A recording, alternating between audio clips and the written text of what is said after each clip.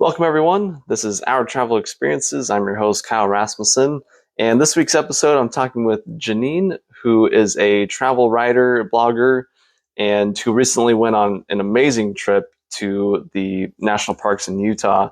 So she shares about that, as well as some of her other travels.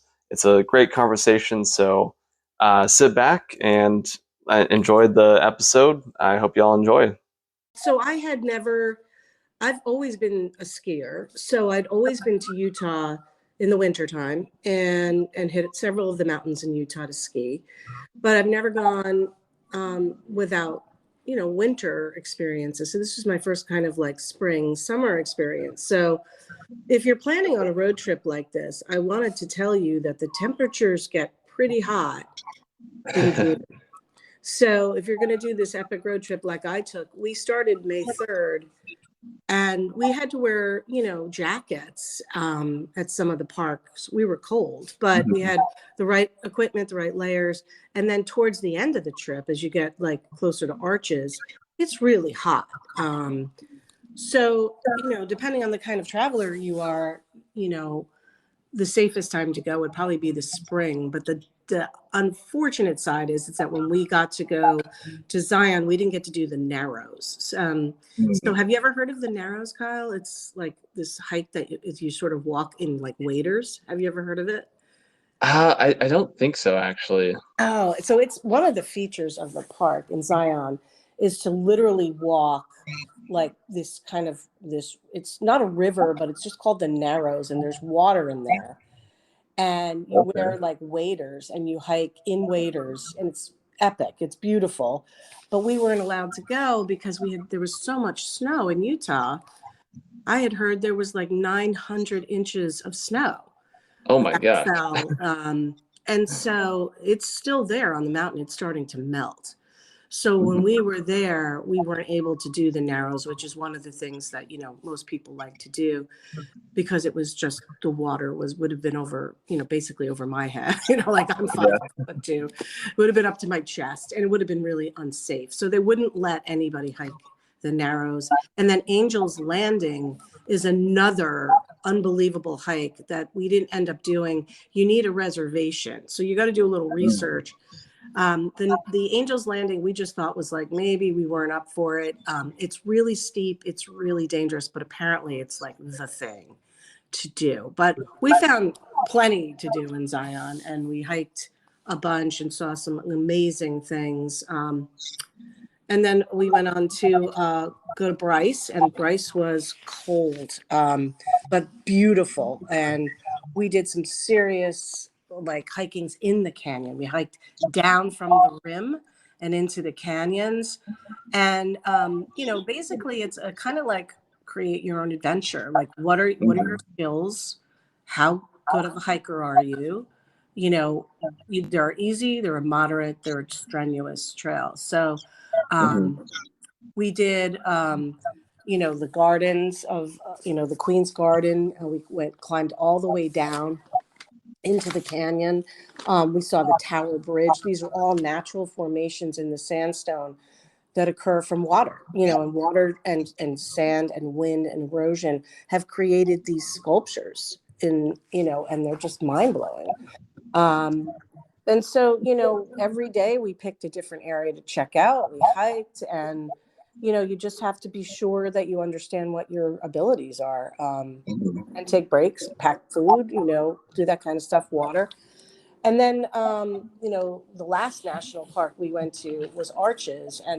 And one thing that I thought about, Kyle, when I was hiking around was the age level of the people that were there and the ability level. And I saw people with family members that are in wheelchairs. And the thing that's great about our national parks is you can still see the parks. You can go on shuttles, they're free. At Arches, they don't have a shuttle, but you can take your own car in, and you can still see amazing sights from the rims, and you don't have to hike if you're not able to. So I thought that was really kind of cool. It kind of struck me because a lot of beauty in this area, and you can access it. So But at Arches, we did do the big climb to Delicate Arch, which was absolutely stunning. But we started it at like 10 in the morning, and by the time we were done, we sat there and we checked out the arch and we took pictures and stuff. It was hot. It was probably around 95 degrees. Oh, So, you really have to plan it. You got to be a planner. If you're not a planner, I don't know what to tell you, but you make sure you have a lot of water. But by the time we got to Arches, it started to get really warm in Utah. And so you hike earlier in the day and you take breaks or whatever. But it's worth it. Arches is the highest concentration of these kinds of arches. They're over 100 million years old. wow. And so and some of the parks have petroglyphs, which I thought were incredible. And then to see that in person, to sort of look at the drawings of the peoples, native peoples that came before, just incredible. Yeah, I can't even imagine. I mean, I know I've seen pictures of the different national parks, and they all look amazing there in Utah. Especially arches like the Delicate Arch. That's a famous one that we always see. But to actually see it in person has to be just another level. It really is. And the La Salle Mountains still snow capped. And so there's at one point when you like sort of climb up and you see Delicate Arch. And Delicate Arch is, it's a climb. I mean, 480 feet of elevation gain, and it's kind of rock all the way up. So, it's challenging. It's really not easy, but everybody, all ages, were doing it, even little kids. And when we got up there, you could see the mountains through the arch, and Oh wow. I mean, it's amazing. And unfortunately, we weren't there in the evening. There's no camping inside of Arches, but right outside, we were in a campground. But if you get a permit, if you are a photographer, you can get a permit to go in and, photograph the moon by these arches. It's insane. Those have to be amazing pictures. Yeah, yeah. And so, I was traveling with my brother and my sister-in-law and my husband. And, we're all in pretty good shape and we're all, hikers. We hike in Rocky Mountain with them. But, Mhm. you really have to prepare yourself with whatever you need for the day, pack sandwiches, pack snacks, pack water, make sure you have layers so that when it does warm up, you can peel them off and stick them in your pack. So you just have to be smart about it. But it's such a worthwhile experience because, the United States is just a wonderland. Thank God Oh for yeah. Teddy Roosevelt that he saved all these amazing parks. There's like 417 national parks now. Yeah, yeah. I love. I've gotten to explore, a lot of the different national parks and monuments, and it's just some of the prettiest land on the planet. And I'm Yeah. really glad that it is, protected. Where have you been that you thought was just amazing? Oh, actually, Teddy Roosevelt National Park, I think, is very underrated. It's a very pretty park. Um, but I really like the Grand Canyon. I mean, that just looks like it's not even real. Yeah. I'm trying to think what else. I really like, Yosemite is amazing. I live just not too far away from Mount Rainier, so seeing Mount Rainier is always fun. Yeah.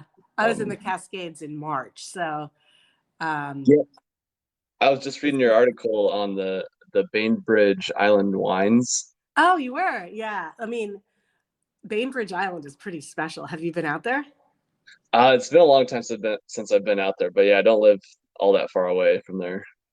Well, you're really lucky because, gosh, I mean, that was really amazing trip. I loved it. And while I only got to do just one day on Bainbridge Island, I'm definitely going to return to your neck of the woods because Seattle is incredible. And it's my kind of place because I am an outdoor person. I love hiking. I love snowshoeing. I love skiing, but I'm also a culinary person and a wine person. So you guys have it all out there. Incredible.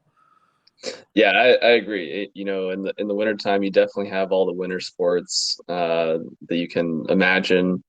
But then you also in the summer, I mean, you have all the agriculture, all the wine, the beer, anything that you're looking for, it's out there. Lots of great hiking as well. So yeah, I definitely enjoy like having been able to travel. I've been to every state and having been able to see a lot of the country. I definitely put up the Pacific Northwest towards the top for sure. Yeah, for sure. And that was my first trip, and it won't be my last. I think I'm going to head to Alaska. I'm already brewing a trip for next June. It's funny, you get back, I don't know if you're like this, but I get back from a trip and I'm like, we got to, we have to see more, Yeah, exactly. It's almost an addiction. It's, if you're a Uh-huh. traveler like we are, we're like, that was great and I love that, but I need to see what else is out there. So I do see a return trip for myself to go back. We did take a side trip to Lower Antelope Canyon, and that's a slot canyon. And so we did that when we were at the first park at Zion. So we had my brother has a Jeep that he pulls his camper with. So we were able to detach that and take the Jeep and go into Arizona. It was about a 2-hour ride, and it was totally worth it. I mean, we literally climbed 75 feet down into these beautiful, like it's like sandstone, so it's like pink and white and curved from the water that they say flash flooding is an issue. So water comes in and floods the canyon and like whatever water does, and then wind, and then when it's dry you're left with this sculpture underground, and you walk through it. It's almost like when you're a little kid and you're going through a fun house or something, and it's I mean, mind blowing. It's just like you just can't believe. And you turn the corner and you're like, oh my God, that's a beautiful thing. I need to take a photograph. And then you turn the corner and you're like, oh my God. So, you could end up with, thousands of these photographs of that canyon. It's led by Navajo tribe members. You cannot get onto that property because it's reservation land. So you need to make reservations, and Okay. then the guide is paid, and then if you want to you can tip the guide. But we were surprised to find out. We were like, oh, so are there any Native American stories that you can share? And he said, this area, we didn't use this area as men. We used this area only for celebration or honoring some spirits. He said this area is for the spirits. So we were under the impression that like the Native Americans had been visiting this place doing things daily, and it's not a daily place at all. It's a spiritual place, and you can feel it. It's really kind of cool. Huh, interesting. Did you with any of the parks, so obviously with Antelope Canyon you had to have a reservation. Did you have any other like have to make reservations to get into any of the national parks or have any issues with that? So it's funny, we were doing a lot of research before we went, and that's why, for whoever's listening, research is your friend, because we were able to get all of our campground reservations, and we only needed reservations for arches. Okay. They're taking timed reservations, and of course, the Slot Canyon, you need a reservation because that's toured by the Navajo people. So, uh, but I made a reservation for 2 specific days at the same time around 10 o'clock, and it cost me a total of $4 for the carload. So Oh it's wow. not expensive. They just want to probably keep the park pristine and limit the amount of visitors per day. So if you want a ticket that day, you just go online and you pay $2 and you pick a time that works for your carload. The other way is to go prior to the park opening. You can get in early at like 7 in the morning, and it's free. Or you can come in at 4 o'clock. But during the summer, I wouldn't recommend going in at Yeah. 4. It's too hot. But we were there obviously around May 10th or 11th, I think, at that point, and it was hot. So the temperatures in Utah, it's a really interesting place because I've skied there, and it gets cold. I've Mhm. skied there in the spring in April, and it was like I was skiing in a t-shirt. And then, of course, now it's May, and it started off being in the 70s, maybe some days in the 60s when we were um, at Bryce, and then shot right up into the 90s pretty quickly Wow. in a matter of like a week. So you know, with the Earth, I don't know. You can't really plan things, but I would go in the spring. I would go in May or early June. The Okay. Narrows is one thing we didn't get to do, obviously, because of the snow runoff. But Mhm. maybe, you know, if you're going in the following year, you have to check the websites and see what's open. Yeah. What sites do you usually use to research? So we went on to the national park website just to check to see what they have to Mhm. say about what's open, what's closed. You know, so I went to all of that specific, like Zion website and the Bryce and the Arches. Um, we did some research from other people's blogs. Like I found out about the Navajo lands that you have to make a reservation. Some people think they can just drive on and just go into the canyon themselves, and you can't. It's against the law. You will be arrested. It's private property. You'd be trespassing. So, you know, by just researching, like, you know, how do you enter Lower Antelope Canyon, or how far a drive is it from, you know, we were in Zion. It was 2 hours. We were willing to drive the 2 hours. Some people might think that's too far. I'm telling you, it's worth it. We got to see Horseshoe Bend. Wish we could have spent some time on Lake Mead, but that's for another day. So you sort of also have to be realistic about what you can accomplish, you know. So, Yeah. Yeah.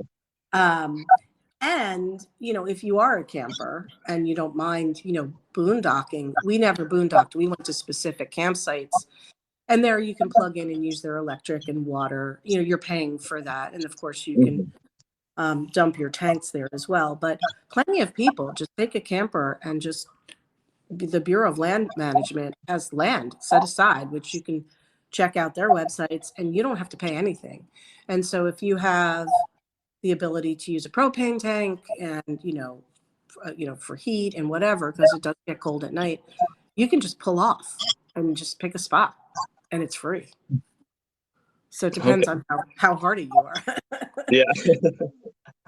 Well, that's good to know that that you have different options, and I don't think you would necessarily realize that if you didn't research beforehand.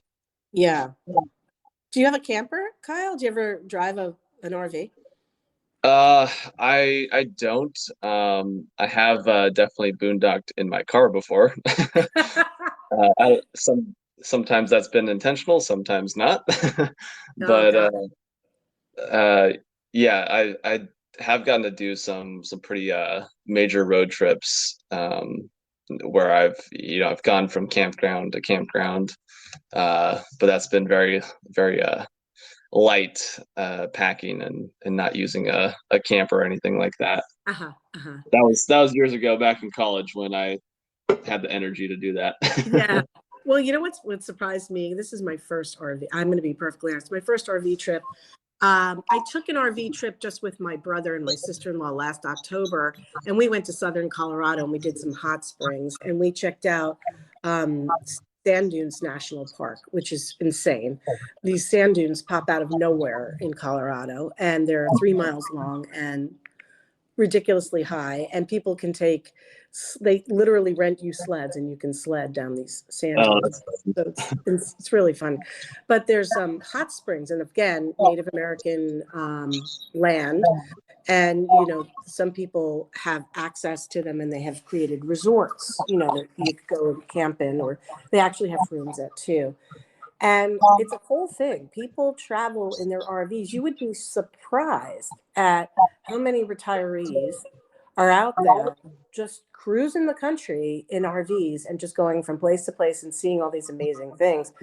I've talked to a couple, but and my brother and my sister-in-law are retirees. They're young, but they retired early. And um, it's just a lifestyle. You know, you just mhm. live and see and hike and experience and then pack up and go to the next place. And so, you know, it's a really, I just didn't realize, but there's so many people doing it. I don't know if that's because of COVID or what, but we were just, all the campgrounds we passed were just packed. People are out there and they're And it's not even, I mean, maybe some schools are out, I don't know, but it's some of it's families with young kids and some of it's older people who are just experiencing this United States this way. Hmm. Yeah, I feel like it seems to me that it's become more popular since COVID happened, to just take off and go like that. But it's such a good way to see the US. I think you have to kind of do it that way, especially out west. I mean, you're so far, from place to place that it kind of helps to take that, a couple days and drive from place to place. And also seeing the landscape while you're driving is a trip Yeah, in and of itself too. absolutely. Yeah, absolutely. We, I was lucky to be a passenger. My husband did the driving in the C class, and I looked out the window and I was like, oh my gosh, because the landscape in Utah is just, it's all very unique. The three different parks, the four different parks I went to, five actually now, you know, even in Capitol Reef, we couldn't get out of the car. It started hailing and there was lightning and thunder. So we just did a quick stop and saw the petroglyphs. But there's so much to see at Capitol Reef. We're definitely like the Chimney Rocks and the Hickman Bridge Arch. We couldn't see any of that because we didn't feel safe getting out of the car. And that's another thing, you have to be careful of weather, flash floods, lightning, storms. If you are in doubt, don't, right? So don't get out, don't hike. It's, but we could drive through it and we saw these rock formations from the car and you're just like, holy cow. It looks fake. It looks like a movie set. Yeah. Yeah, some of these places are just, I mean, I can't even fathom how, it's taken millions and millions of years to create, this amazing landscape. And it's always changing because even in the 1990s, in Arches, there was a rock slide. And so this arch, they call it landscape arch, it was thicker and larger. It's the largest arch in the park. And now it's like a thin little bridge. So things are, it's still an arch and it's still people go to see, but it changed in the 90s. So, these parks are ever evolving. You're going to see it and then maybe 10 years later go back and there might be something that happened that changed the look of something. Yeah. So I don't know. I mean, I feel like we saw it, but we could make another trip to go back in a couple of years, and especially to go to the Narrows and go to Angel's Landing and at Zion. There's something at every park that we could have. We only did like 2 or 3 days in each park, so you could spend 3 or 4 days in each park easily. So Yeah. it's just what Do you you're feel, for. yeah, do you feel like having 2 to 3 days per park was a good way to go, or do you wish that you could have been able to spend 3 to 4 days per park? So, some of the parks are smaller than others. Like at Arches, we saw a lot of it because they do allow you to drive in your own car and they do tell you the different sites you can see, and you can see a lot of it just from the car. Of course, we hike to everything. Arches is the park you could easily do in 2 days. I wish I had more time. Obviously at Capitol Reef, I didn't get to see anything, but the Canyonlands, again, that's right near Arches. We only did a day in Canyonlands and we would probably need another two days. So I think 2 to 3 days per park is good, knowing that you might not get to see everything, especially if you have bad weather. Yeah. Okay. Did you feel like it was pretty easy to, in terms of time and energy, to go from place to place, and just did you feel rushed at all to get to all the parks, to fit within the time constraint of your trip? So it's a great question because, like I said, my brother, my sister-in-law are retirees. My husband is not. So he had a time limit because he couldn't just take off for more than a week and a half. But so we did from the 3rd to basically to the 15th. So a little bit more than 10 days. And, one of the parks, it was long drives. So I would Mhm. say, if you have 2 weeks to give yourself time, to explore, like we didn't get a chance to explore Moab, which is a city right next to Arches. It looks like there was a lot of good shopping there, a lot of good restaurants. So we were at Arches for 3 nights. And one of the days we explored Canyonlands. That's easy to get to from Arches. So, if you want to do it a little bit more leisurely, I think maybe 4 days in each place, 3 to 4 days. But we're tired. We definitely did do boom, boom, boom, but we loved it. You sort of get energized. I feel energized, like can't wait to get to the next place, kind of a thing. And so on the last day, when we were in Arches, we said goodbye to my brother and my sister-in-law. They drove into Colorado, and we drove 4 hours back towards the first park, towards Zion. And 4 hours, and then it was a pretty bad weather. So, it's you just got to push through because you have a time limit. So I think you have to make sure to allow at least a week and a half to see all 5. Yeah. Okay. Do you have plans to go back to those parks or go to any other parks this year? So, like I said, as soon as we got back, we were talking about how much we want to visit Alaska. And so I think there is a national park in Alaska that's in my future. We haven't created that itinerary yet, but we really want to check out Alaska. So would we return? Yeah, we want to return to finish up some of the things in the Utah parks we didn't get a chance, like the Narrows and Angel's Landing, at Zion, and, at Arches, I think we pretty much covered it, but we would go back to Canyonlands. We didn't even scratch the surface. And then, of course, we didn't even see Capitol Reef. So at some point, we will definitely, we drove through Capitol Reef. So we saw the landscape. It was fabulous. But, if you're flexible and you can stay an extra day, if you lose a day due to weather, if you're a retiree or if you have an unlimited, if you're like, a digital nomad or something, but and inevitably the trip, all good things must end, and the trip had to end. So we definitely will go back and check out the stuff we missed.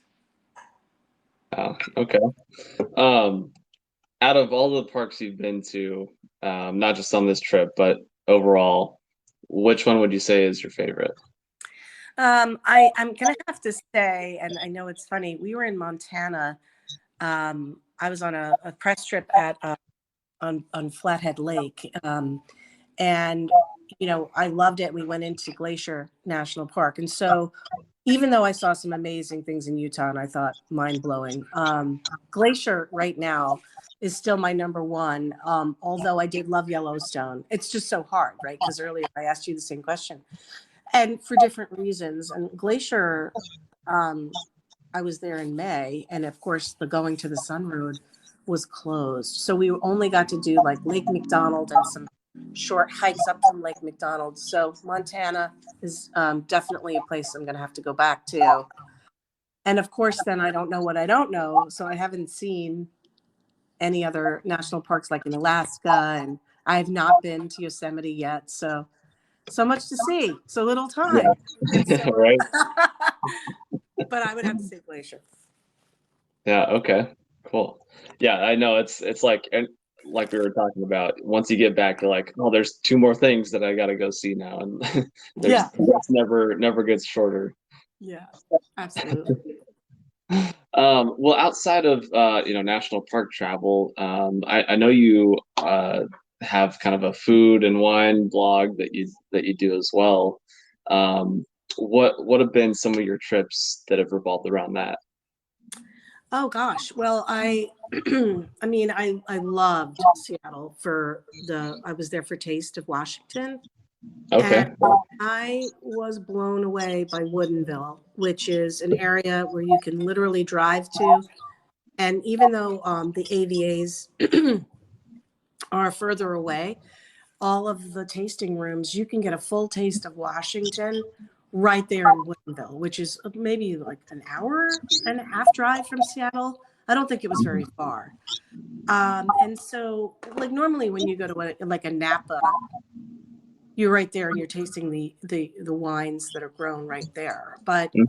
in Woodinville, you get to taste all of the Washington wines. There's tasting rooms from every AVA there. So I thought that was really, really great. It was a great for me to have that food and culinary experience. We got to try. Um, there's a chef, Brendan McGill, who resides on Bainbridge Island, and he has several restaurants, both on Bainbridge and then in Seattle. And his sustainability philosophy, the way he cooks, the way he harvests, I think the chefs in Seattle are doing amazing work protecting the ocean and protecting and just, using what's in season and not Mhm. creating more of a footprint, a culinary footprint than they have to. So I think the food coming out of these restaurants is just sensational, especially if you like. Yeah, yeah, definitely. Lots of good seafood up in Seattle for sure. What about other parts of the country? Has there been any other places that have really stood out to you in terms of food or wine or anything like that? Well, I have been to Mississippi. They call it the Secret Coast. I didn't know what to expect because I had never explored Mississippi, and I took a road trip um, on the Secret Coast. Biloxi and um, Mhm. Ocean Springs, and I started off, in Bay St. Louis. I can't believe the culinary scene there. The shrimp, the heritage, like it's kind of influenced by Louisiana, so it's kind of Cajun, but then it's Southern. So yeah, I mean, I have to say I've had great meals all over the country, but Mississippi does it right, the South does it right, and of course I'm a New Yorker, so I've gone to like 5-star restaurants. I've eaten at a hot dog stand, so it just depends on what you're looking for. And if you want some great street food, New York has amazing street food. Um, I mean, I've been to the Rockies in Colorado. I've been to, Montana. Everywhere you go, you sort of have to embrace what it is they're doing, like eating game. And in Jackson Hole, we had ostrich, we had buffalo, we had, so you just sort of, if you're adventurous, you just sort of say, what is it that this state offers and what are we going to try here? And you just have to embrace it. It's amazing. Hmm. Yeah, I think that's such a good way to think about it. Like when you're traveling, it's important to embrace, what the local culture is and the food and the drinks and just experience it. And if you don't like it, you don't like it, whatever. But I think it's always good to at least try and understand and see where, people are coming from and how their culture got to where it is today. Yeah. Um, yeah, well, very cool. Any other like travels that have really stood out to you over the years? Well, I mean, I go on a lot of trips personally, and then I've been lucky enough to write travel pieces where places where would be like, I want to showcase what we have. Come visit us. I got to go to Anguilla. It's the British West Indies. It's an island not far from St. Martin. I loved Anguilla. It's not for everybody because there's not. It's just pristine beauty. The beaches are fabulous, but it's the culinary capital of the Caribbean. Hmm. And of course, they have the spiny lobster, and they have this unbelievable culture of warmth and hospitality. So it's not in the United States, but I mean, I flew from Miami to St. Martin and then took just kind of like a quick, short boat ride from St. Martin over to Anguilla. I thought the hotels were magnificent. It's a 5-star experience, but they also have more reasonable lodging. But the beaches were insane. If you're a beach person, the sand, the water, the sky. They even have this place called Sandy Cay where you literally take a boat out for the day. And it's the shifting quay where they've put up a shack where they serve, food, and they have music and they have snorkeling, and it's just you go out there for the day. Hmm. So insane. It was just in the middle of the ocean, and not far from the actual shore, maybe about a 10-minute boat ride, but just sitting out there. Yeah, that sounds like a blast. Yeah, yeah, and great snorkeling, beautiful fish. So, I mean, I've been pretty lucky. I have to say, it's been a good gig. Yeah, very cool. Yeah, what different publications do you write for? So, the main publication I write for is Travel Awaits. It's a 45 Okay. travel blog with over 8 million views. But I also write for a food publication called Foodie Flashpacker. I write for uh, different publications that the cafe offers. I don't know if you're in the cafe, Kyle, Mhm. but I've written for the IFTWA magazine, Food, Wine, and Travel, Travel by Vacation Rental, Rovology. And I just wrote for a print publication. I have to put that out. I did a hike in Rocky Mountain National Park with a great guide. And so weekend extended weekend getaways, just published a piece of mine on a great snowshoe. So in my age group, I'm in my 50s and I still want to be an active traveler. So I try to look for publications that reader would be interested in learning about things in that age group because, you know, everyone wants to go to all these cool places, but can you really do, you really want to Mhm. know what that age group, my age group is doing. And there's a lot of active people in their 50s doing lots of wonderful things like hiking and exploring and you just have to get out there. Yeah, definitely. I know. Actually, that reminds me. My mom, she last year went to Moab, and they did. Her and a bunch of girls in their 50s and 60s did a mountain biking trip That's awesome. in that area. Like that sounds a lot of fun. I don't even know if I could do that, but kudos to you. Good for her. Yeah. Yeah, there's so many fun things out there and so many experiences that you can have. I feel like if you put in the time to research and plan it out, that you can kind of create any trip that you're looking for. Yeah, and if you have to be flexible too. So Definitely. we went to Capitol Reef thinking we were going to spend the day there and then quickly realized that wasn't happening. So you sort of say to yourself, well, what can I do? And then you do what you can, and if you can't, then it's better to be safe when you're doing these kinds of things. So I just think just be flexible. Yeah, yeah, definitely. Well, Jeanine, I got a question for you. What is like your number one bucket list destination that you haven't been to yet that you want to go to? I think it's Japan. Japan. Why Japan? My nephew studied abroad in Japan, and he came back with such a love of the culture and shared that with us. And my brother and my sister-in-law, the couple that I just traveled with last week, they went to visit him. He was there studying abroad when he was in college, and they took an epic, like, basically 14-day trip into various areas of Japan, and just their experience. I love the culture. I want to learn more about it.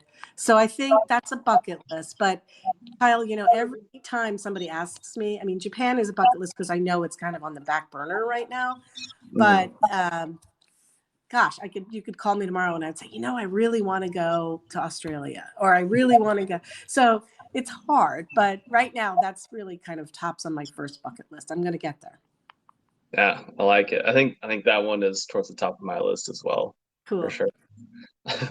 Well, Janine, anything else that you want to share in regards to your travels or your writing or anything like that? No, I just feel like, if you have the desire, it's just sad to me to see that like a lot of people don't use their vacation days. I had a traditional job, where I was working 9 to 5, and, every chance I got, I took my vacation. So if I could just leave your, listeners with one piece of advice is take that vacation time. Yeah. Life is long and short, and you got to fill it with wow moments, so get Mhm. out there. Yeah, and who knows, what will happen tomorrow. So, Right. take that opportunity if you have it for sure. Yeah. Hmm. Awesome. Well, Janine, thank you so much. I appreciate the time. I really enjoyed hearing about your travels, and I look forward to seeing you somewhere around the world soon. Yeah, definitely. Thanks for having me, Kyle. I had a lot of fun. Good. Glad to hear it. Well, Take have a care. good one, and I'll talk to you later. Bye. Bye.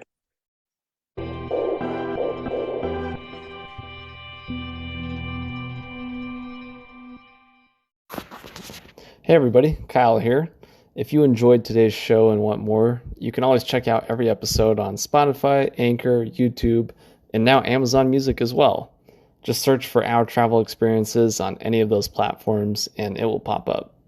You can also find everything all in one place on my website, ourtravelexp.com.